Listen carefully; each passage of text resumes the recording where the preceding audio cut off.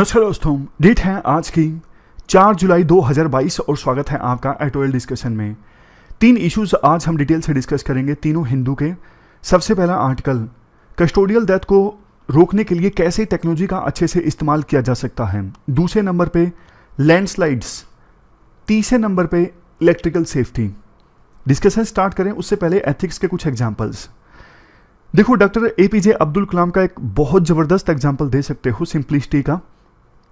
जब वो राष्ट्रपति भवन आए थे ना, तो सिर्फ एक सूटकेस के साथ आए थे, और जब उनका कार्यकाल समाप्त हुआ तो बिल्कुल उस सूटकेस को वापस लेके गए। इसके अलावा और कुछ भी नहीं, ना कोई गिफ्ट, ना कोई कुछ एक्स्ट्रा चीज़। तो करप्शन के बारे में एथिक्स में कुछ लिखना हो, किसी पब्लिक सर्वेंट के करप्शन के बारे में, तब ये आप ये लाइन इस्तेमाल कर सकते हो अपनी राइटिंग में इम्पैक्ट लाने के लिए। उसके बाद नेक्स्ट है टॉलरेंस। टॉलरेंस का मतलब तो ये होता है, अगर देखो किसी की ओपिनियन आपसे अलग है, किसी का कल्चर आपसे अलग है, किसी की रेस रिलीजन आपसे अलग है, नेशनैलिटी आपसे अलग है, फिर भी आप उन सबको अप्रिशिएट करते हो, एक्सेप्ट करते हो कि हाँ डाइवर्सिटी हो सकती है, कोई दिक्कत नहीं है, ये नेचर है, तब इसका मतलब आप में टॉलरेंस है। इंडियन कल्चर में ना टॉलरेंस के बहुत सारे एग्जाम्पल्स हैं। जैसे अकबर ने दीन इलाही अलग से एक इनिशिएटिव स्टार्ट किया था, respect to all faith, Ashoka's Buddhist and Dharma policy. उसके बाद वासुदेव कुटुंबकम यानी अर्थ इज फैमिली, सर्वधर्म संभाव, equal respect to all religions. Kabir, Guru Nanak Dev ji, Ravidas, Tulsidas, Mirabai, इन सब ने टॉलरेंस की वकालत की। गांधी जी का तालिस्मैन और सेकुलरिज्म। तालिस्मैन मतलब जब भी आप कोई डायलेमा हो ना, तो आप याद करो उस गरीब से गरीब पर्सन को जिसको आपने देखा हो, और ये सोचो जिस डिसीजन की वजह से आप डायलेमा में हो कि उस डिसीजन को लेने से उस गरीब से गरीब पर्सन पर क्या इम्पैक्ट पड़ेगा, उसको इससे फ़ायदा होगा या नहीं होगा। जो गरीब से गरीब पर्सन की इमेज आपके दिमाग में आती है, तो वो डिसीजन लो जिससे उसको फ़ायदा हो। ये है गांधी जी का तालिस्मैन। अब चलिए डिस्कशन स्टार्ट करते हैं। First important article, custodial death को रोकने के लिए टेक्नोलॉजी के इस्तेमाल से संबंधित है। आप जीएस पेपर सेकंड के इस टॉपिक से आर्टिकल को रिलेट कर सकते हो। कस्टोडियल डेथ का क्या मतलब है? जैसे देखो, कोई आरोपी पुलिस कस्टडी में है या फिर जुडिशियल कस्टडी में है। अब ऐसे आरोपियों को देखो प्रोटेक्ट करने की जिम्मेदारी होती है पुलिस की, लेकिन पूछताछ करने के दौरान या फिर किसी दूसरे रीजन के कारण जब पुलिस कस्टडी में ही आरोपी की डेथ हो जाती है, तो इसको बोला जाता है कस्टोडियल डेथ। अगर हमारे देश में कानूनी प्रोविजंस की बात करें कस्टोडियल टॉर्चर को रोकने के लिए, कस्टोडियल डेथ को रोकने के लिए, सबसे पहले है आर्टिकल 20 सेक्शन 3। संविधान का है ये आर्टिकल। देखो, संविधान का आर्टिकल 20 सेक्शन 3 बोलता है किसी भी पर्सन को मजबूर नहीं किया जा सकता अपने ही खिलाफ विटनेस बनने के लिए। ऐसा नहीं कि मार पीट के आप जबरदस्ती सिग्नेचर करवा लो लेटर पे या फिर बयान दिलवा लो कि मैंने ही ये जुर्म किया है। नहीं, ऐसा नहीं हो सकता। इसके बाद संविधान का आर्टिकल 21 जो है, ये protection of life and liberty provide करता है। आईपीसी में यानी इंडियन पिनल कोड में और सीआरपीसी ने कोड ऑफ क्रिमिनल प्रोसीजर में भी बहुत सारे प्रोविजंस हैं इंडिविजुअल को प्रोटेक्ट करने के लिए, बट वो आज के समय के हिसाब से देखें तो रेलेवेंट नहीं है। इन प्रोविजंस के बावजूद देखो, इंडिया का जो ट्रैक रिकॉर्ड है ना कस्टोडियल टॉर्चर के मामले में काफ़ी खराब है। 2001 से लेकर 2018 के बीच पुलिस कस्टडी में कितने लोग मारे गए? 1727। और इसके लिए सिर्फ देखो फाइनली 26 पुलिसमैन को कन्विक्ट किया गया। हाल ही में तमिलनाडु में कस्टोडियल डेथ की काफ़ी खबरें आई हैं। तो एक बार फिर से सवालिया चिन्ह लग गया है कि पुलिस जब आरोपी को कस्टडी में लेती हैं तो उनके द्वारा जो तरीके का इस्तेमाल किया जाता है ना पूछताछ के लिए, वो गलत होता है। काफ़ी बार थर्ड डिग्री दी जाती है, यानी पुलिस के द्वारा मारपीट की जाती है आरोपी से, ताकि वो अपना जुर्म स्वीकार करे और सब कुछ सही बता दें। देखो, अगर आप इंडियन क्रिमिनल जस्टिस सिस्टम को कुछ एडवांस कंट्रीज के क्रिमिनल जस्टिस सिस्टम से कंपेयर करोगे ना, तो आप पाओगे वहाँ पे ना पुलिस साइंटिफिक टेक्निक्स का ज़्यादा इस्तेमाल करती है किसी केस में इन्वेस्टिगेशन के लिए, फॉर एग्जाम्पल फोरेंसिक जांच। लेकिन इंडिया में पुलिस काफ़ी बार ना फ्रस्ट्रेटेड महसूस करती है। उन्हें लगता है कि केस में कुछ लीड हाथ नहीं लग रही है, फ्रस्ट्रेट हो चुके हैं, तो फिर वो आरोपी के ऊपर वायलेंस करने लगते हैं, उनको टॉर्चर करते हैं कि शायद इससे जो आरोपी है वो सच सच बता दें। पुलिस को बहुत ज़बरदस्त ट्रेनिंग दी जाती है कि आपको ऐसा नहीं करना, बहुत टाइम उन पर इन्वेस्ट किया जाता है, मनी इन्वेस्ट की जाती है उनके ऊपर कि वो साइंटिफिक मेथड्स सीखें और ये सब तरीके ना अपनाएं। लेकिन बावजूद इसके, जैसा हमने डिस्कस किया, कस्टोडियल डेथ की जो खबरें हैं वो आती रहती हैं। इसके बाद राइटर ये सजेस्ट करते हैं, देखो टेक्नोलॉजी का सहारा लिया जा सकता है कस्टोडियल डेथ को रोकने के लिए। जैसे सबसे सिंपल सॉल्यूशन तो ये है, जो भी पुलिस ऑफिसर या दूसरी एजेंसी का ऑफिसर इंटरोगेट करें, पूछताछ करे आरोपी से, तो उस समय उसने बॉडी कैमरा लगाया हुआ हो, यह निश्चित कर दो आप, ताकि वो किसी प्रकार की गलती ना करें। बहुत बार क्या होता है, जो अपराधी होते हैं वो देखो पूछताछ में इंफॉर्मेशन छुपा लेते हैं, मतलब पता ही नहीं लगने देते कि वास्तव में उन्होंने अपराध किया है या फिर नहीं किया है। इसके लिए कुछ टेक्नोलॉजीज जिनका आज के समय में इस्तेमाल होता है, जैसे एक है पॉलीग्राफ। पॉलीग्राफ टेस्ट मतलब लाई डिटेक्टर टेस्ट। इसमें ना जो आरोपी है ना या फिर अपराधी जो भी हैं, उनके ना बेसिक फिजियोलॉजिकल इंडिकेटर्स चेक किए जाते हैं पूछताछ के दौरान, जैसे blood pressure, pulse, respiration, skin conductivity. इनको मॉनिटर करके पता लगाया जाता है कि वास्तव में वो आरोपी जो है वो झूठ बोल रहा है या फिर नहीं बोल रहा है। नार्को एनालिसिस में क्या होता है, नशे की डोज दी जाती है। जब पर्सन सेमी कॉन्शियस स्टेट में होता है ना, तो वो मैनिपुलेट नहीं कर पाता, वो सच सच बोल देता है, मतलब कहानियां नहीं बना पाता। तो इस टेस्ट को कहते हैं नार्को एनालिसिस। कहते हैं ना देसी भाषा में कि शराब पी के बंदा झूठ नहीं बोलता, क्योंकि वो सोच नहीं पाता ज़्यादा, जो उसके दिमाग में आता है वो बोल देता है। इसके बाद है ब्रेन मैपिंग, या फिर जिसका थोड़ा एडवांस्ड वर्जन है ब्रेन फिंगरप्रिंटिंग सिस्टम। इस ब्रेन फिंगरप्रिंटिंग सिस्टम में क्या होता है, देखो ये एक इनोवेटिव टेक्नोलॉजी है जो कई देशों की पुलिस फोर्सेस अभी इस्तेमाल कर रही हैं इन्वेस्टिगेशन के लिए। इस टेक्निक में जो आरोपी पर्सन है ना, उसके ब्रेन में इलेक्ट्रिकल ब्रेन वेव्स और ब्रेन रिस्पॉन्स को मेजर किया जाता है, रिकॉर्ड किया जाता है। लेकिन पर्टिकुलर क्राइम सीन से संबंधित डिटेल्स बता के, जैसे देखो कई बार ना मर्डर में पुलिस अपनी थ्योरी बनाती है। फॉर एग्जाम्पल आरूसी हत्याकांड में शुरू में गलत थ्योरी बनाई गई थी कि हेमराज जो कि सर्वेंट था उसने मर्डर किया, पर्पज ये था। खुद से पुलिस अपनी थ्योरी बनाती है मर्डर की जांच करके। जैसे पुरानी हिंदी फिल्मों में नहीं देखते हम, वकील जज के सामने बोलते हैं कि कत्ल की रात 9:23 पे तुमने अपनी कार बाहर पार्क की और उसके बाद तुमने मर्डर किया और अब तुम अपनी घड़ी भूल आए थे, फिर 1 घंटे बाद तुम फिर से पहुंचे अपनी घड़ी लेने के लिए। ऐसा बताते नहीं है। तो पुलिस अपनी थ्योरी तैयार करती है। तो ये थ्योरी जब आरोपी को बताई जाएगी ना, जो पुलिस ने तैयार की है, फिर आरोपी के ब्रेन में जो इलेक्ट्रिकल ब्रेन वेव्स हैं और ब्रेन रिस्पॉन्स हैं उनको रिकॉर्ड किया जाएगा। देखो वही की वही इंफॉर्मेशन अगर आरोपी के ब्रेन में होगी तो एक अलग प्रकार का रिस्पॉन्स मिलेगा। तो उसी को रिकॉर्ड किया जाता है इस टेस्ट में। ये टेक्निक देखो काफी ज्यादा हेल्पफुल साबित हुई है बहुत सारे क्राइम सीन्स को सोल्व करने के लिए, जिन्होंने अपराध किया है उनको आइडेंटिफाई करने के लिए और बेकसूर लोगों को छोड़ने के लिए। ये कुछ जांच का भी हवाला दिया गया है कि इस जांच में पाया गया है कि इसकी जो एफिशिएंसी है ना ब्रेन फिंगरप्रिंटिंग सिस्टम की यानी बीएफएस की, वो काफी ज्यादा है। हमारे देश में भी जून 2008 में एक आरोपी को कन्विक्ट किया गया था बीएफएस डिवाइस से, जो एविडेंस मिला था ना उसके आधार पर।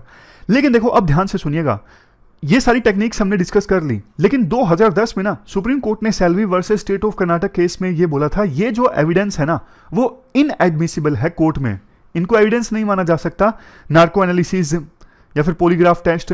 हालांकि कोर्ट ने ये एब्जॉर्व किया अगर आरोपी की कंसेंट के साथ में, यानी आरोपी की इन्फॉर्म्ड कंसेंट है, उसको बताया गया था कि ये टेस्ट हम परफॉर्म करने जा रहे हैं और ऐसा ऐसा इसका रिपरकशन हो सकता है। अगर इन्फॉर्म्ड कंसेंट है आरोपी की और उसके बाद कोई इंफॉर्मेशन निकलती है इस प्रकार के टेस्ट से, तो फिर उसको इस्तेमाल किया जा सकता है एज ए एविडेंस।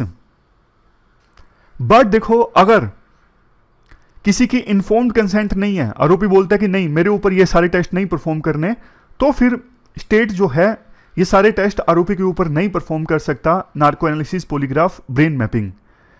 क्योंकि शुरू में आर्टिकल डिस्कस किया था, याद कीजिए, किसी को मजबूर नहीं किया जा सकता अपने ही खिलाफ विटनेस बनने के लिए।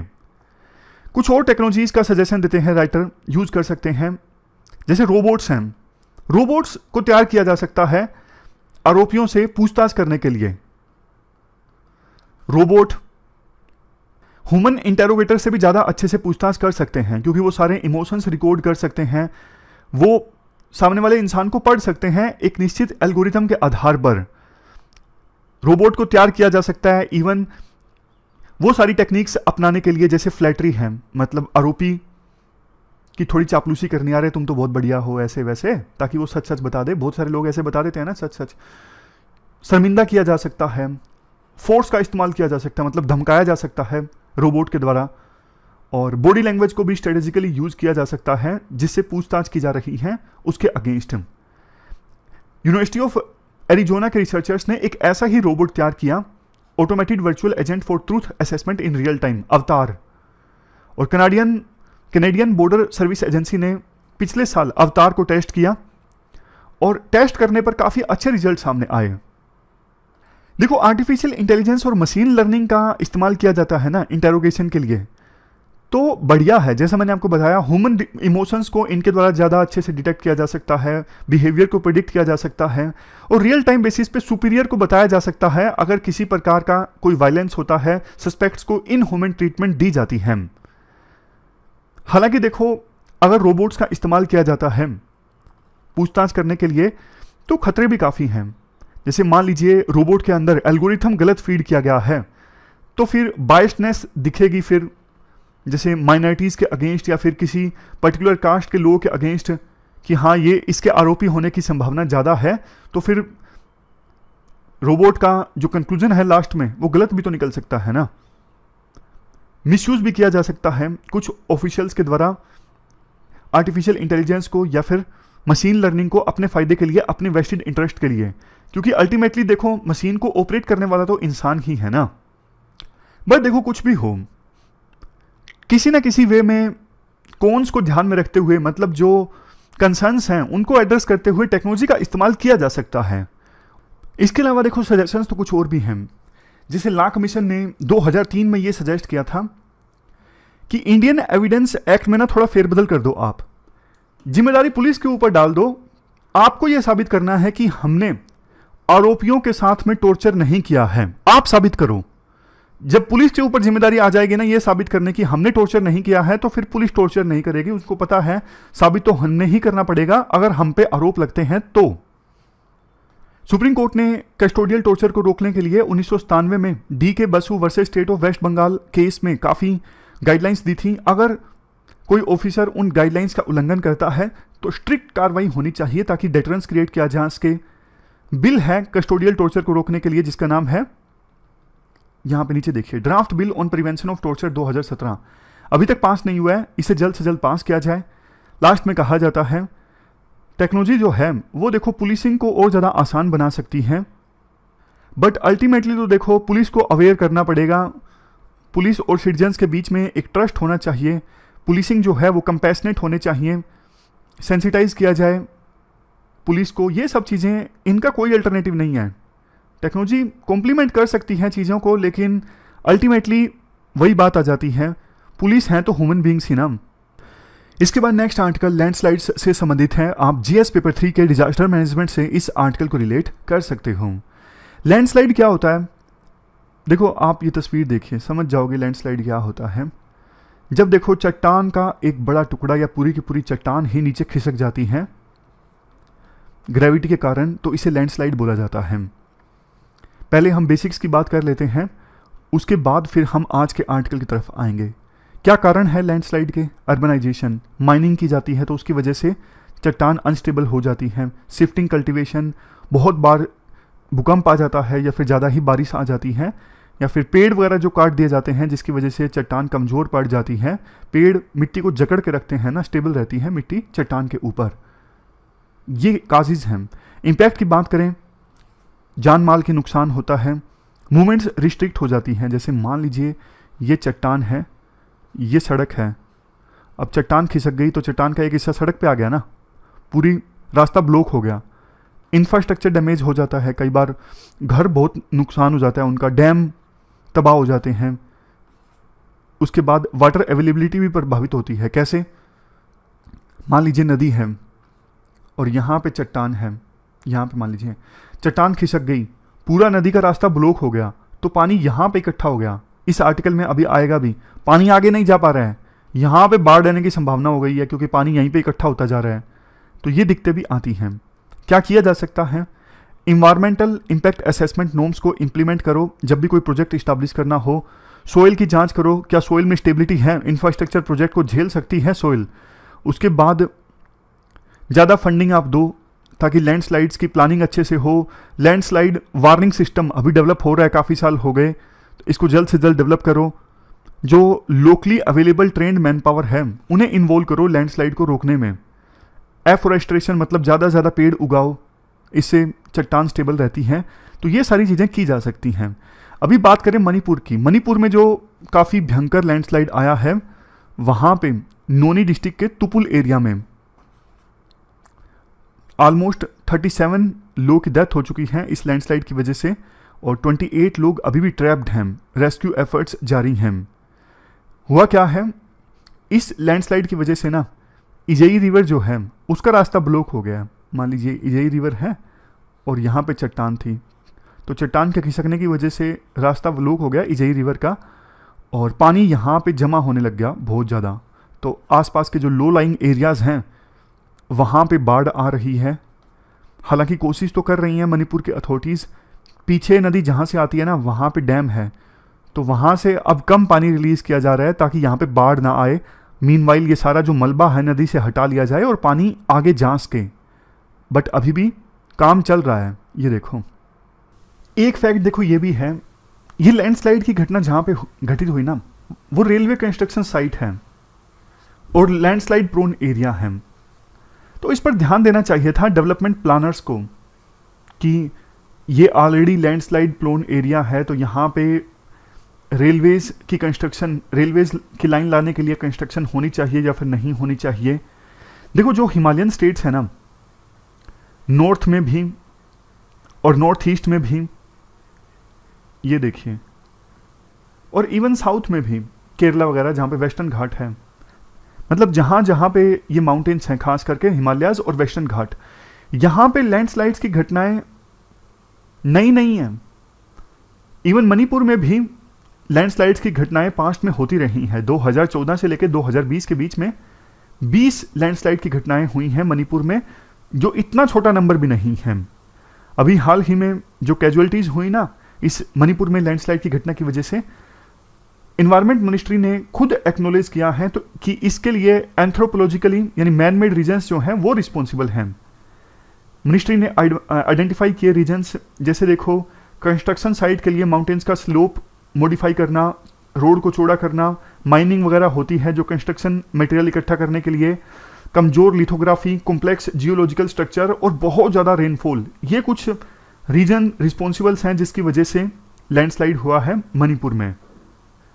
अब इसके बाद बोला जाता है जांच का विषय ये है कि वास्तव में अथॉरिटीज ने सोइल और स्टेबिलिटी टेस्ट किया था यहां पर कंस्ट्रक्शन करने से पहले। ये बात तो देखो फैक्ट है कि वेस्टर्न मणिपुर में नेशनल हाईवे के आसपास का जो एरिया है ना, वो कुछ तो हाई हैजार्ड जोन में आता है, कुछ वेरी हाई और कुछ मॉडरेट हैजार्ड जोन में आता है।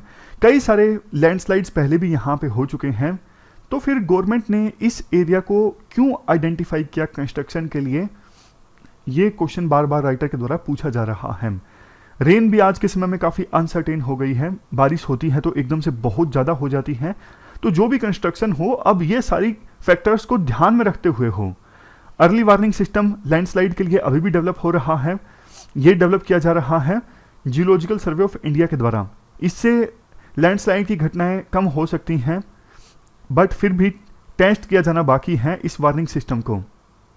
लास्ट में ये बोला जाता है नॉर्थ ईस्ट के राज्यों में देखो कनेक्टिविटी अच्छी होनी चाहिए, इस बात से इनकार नहीं किया जा सकता, बट डिफोरेस्टेशन और जो पहाड़ हैं उनकी स्टेबिलिटी, इनको भी सरकार ध्यान में रखे, इनको भी आप इग्नोर नहीं कर सकते। अदरवाइज तो जो डेवलपमेंट आप लाने की कोशिश कर रहे हो वो मिनट में तबाह हो सकती है। ऐसा हमने पास्ट में देखा है, जैसे उत्तराखंड में 2013 में जो बाढ़ आई थी भयंकर, उसकी वजह से कितना इंफ्रास्ट्रक्चर को नुकसान पहुंचा था। तो ये जो मणिपुर में लैंडस्लाइड की घटना है ना, ये सरकार के लिए वेकअप कॉल है, यानी जागने की जरूरत है अब सरकार को। चलते हैं आगे। इसके बाद नेक्स्ट जो आर्टिकल है वो इलेक्ट्रिकल सेफ्टी से संबंधित है। आप जीएस पेपर सेकंड के इस टॉपिक से आर्टिकल को रिलेट कर सकते हैं। देखो, इंडियन पावर सेक्टर में ना आज के समय में काफ़ी अच्छा चल रहा है। मतलब ऑलमोस्ट पूरे भारत में अब बिजली आ चुकी है।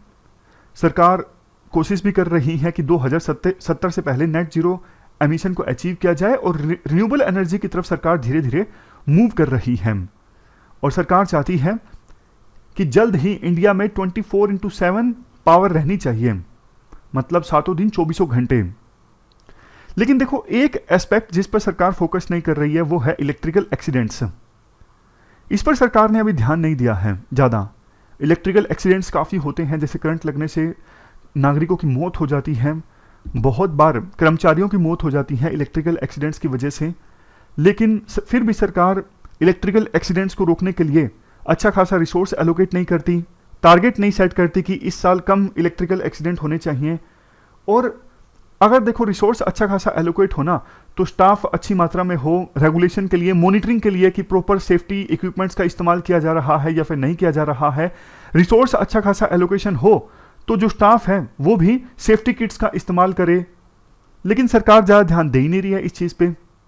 नेशनल क्राइम रिकॉर्ड ब्यूरो का डेटा है कि इलेक्ट्रिकल शॉक्स एंड फायर्स की वजह से जो डेथ का आंकड़ा है ना लगातार इंक्रीज होता जा रहा है। 1990 में 2957 लोगों की डेथ हुई थी इलेक्ट्रिकल शॉक्स एंड फायर्स की वजह से, यानी 0.36 डेथ पर लाख पॉपुलेशन। जबकि 2020 में देखो 15,258 लोगों की डेथ हो गई इलेक्ट्रिक शॉक्स एंड फायर्स की वजह से, यानी 1 लाख के पीछे 1.13 डेथ।